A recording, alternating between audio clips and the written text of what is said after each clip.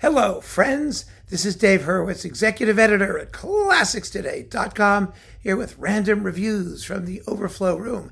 And we're continuing our survey, which is going to be a big one, of Prokofiev, a composer who is so much more interesting than just his few popular pieces would suggest. And some of those interesting-osities are in this clump. Today's clump of Prokofiev. Look at this stuff. What have we got? Okay, first, violin sonatas, numbers 1 and 2, along with 5 melodies for violin and piano, with Martha Argerich and Gideon Kramer. Argerich fans, of course, have this. Do Argerich fans actually listen to it? I have no idea. It's quite splendid.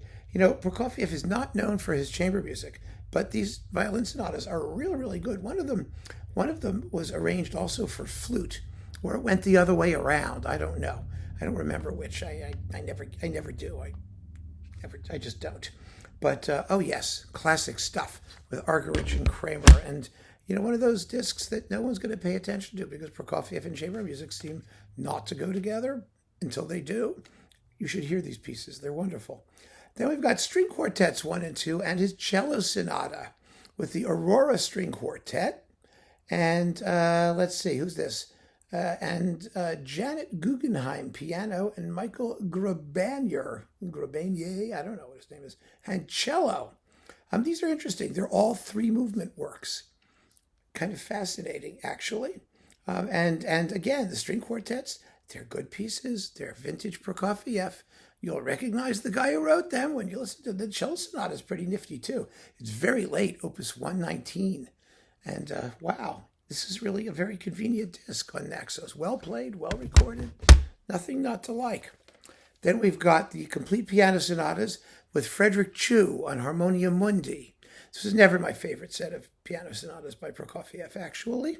I think that the playing is a little, I don't know, maybe the word shallow applies. I don't mean shallow emotionally. I mean the sonics are a little bit shallow. You know, Chu's tone is a little dry, and I don't think he well, maybe the playing's a little shallow too. I don't know. It doesn't have the flinty steel-like quality that people like, you know, Richter, Ashkenazi, you know, Raicalio, you know, on Ondine, who did a fabulous cycle, which is upstairs. So, I mean, but I keep it because there aren't that many Prokofiev piano sonata cycles, and there's some good things in here. There are. You know, the 3rd, 4th, and 5th are pretty good. 1 is good. You know, there's good stuff.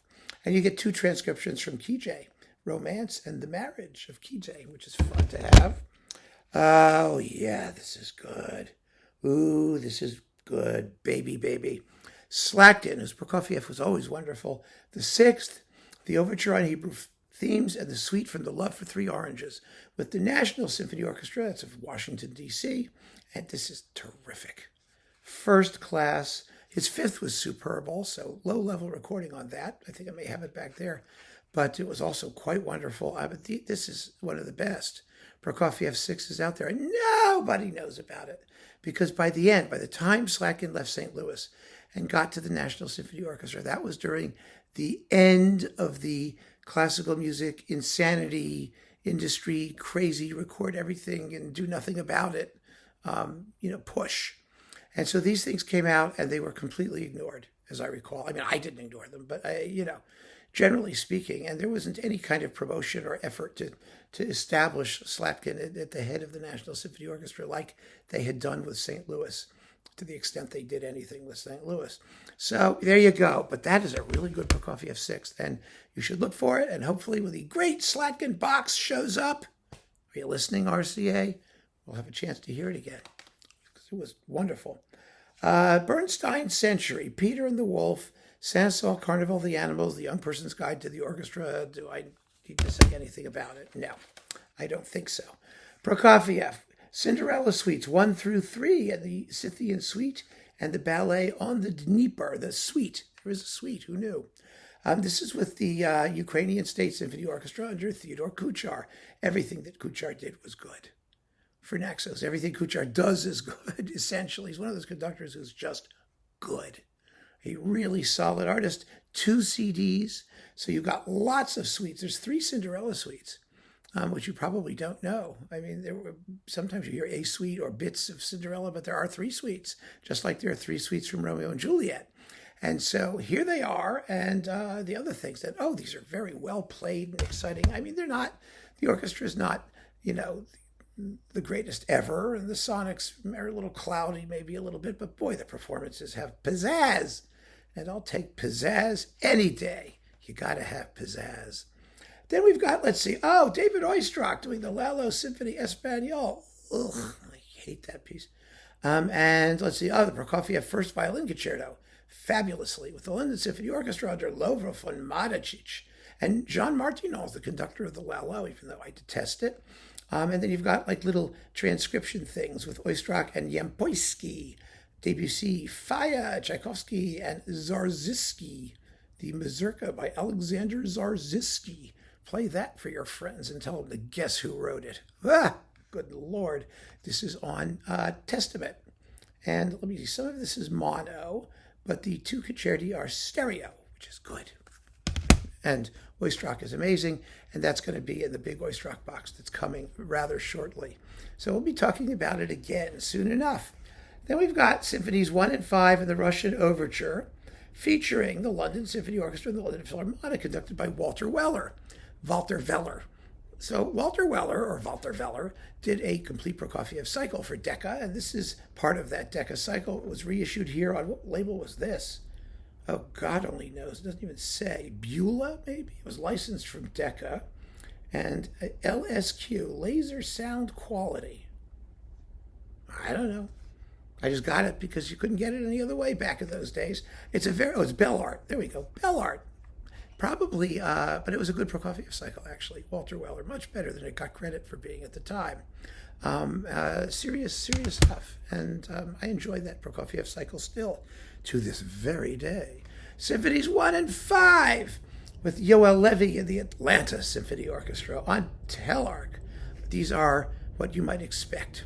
They are solid, professional, not ultimately the most exciting, very well recorded performances, which I hung on to for that reason. Telarc, Atlanta, Levy did good work there. He really did. He was very, very reliable, seldom shockingly inspired, but a good, solid conductor, and the orchestra sounded splendid. And then we've got, Symphony number 5 and bits of Romeo and Juliet with the New York Phil and Court Mazur. Now, Mazur was a good Prokofiev conductor. He really was. Remember the piano concerto cycle he did on Warner with, Michel Baroff or one of those people? It's really, really good. And this is a very good Prokofiev fifth. New York Phil sounds great. They made a passel of really fine performances of Russian music, including this one and the Shostakovich 13th with Yevtushenko reading the poems. That was also quite good. So I come back to this every so often. It's enjoyable. It's solid. It's again, Mazur was not an exciting conductor, but he was a musical conductor when he was on, and he was on for these. And the New York Philharmonic, of course, is the New York Philharmonic, so they bring their own, weight and brilliance to the occasion. So yeah, it's a keeper. It was on Tel Deck, and now it's just floating somewhere out there on Warner. It was in the Mazur Tel Deck Warner box. There was a box, and we talked about the box. So there you go. Keep on listening, friends. I'll see you for the next clump of Prokofiev. Take care.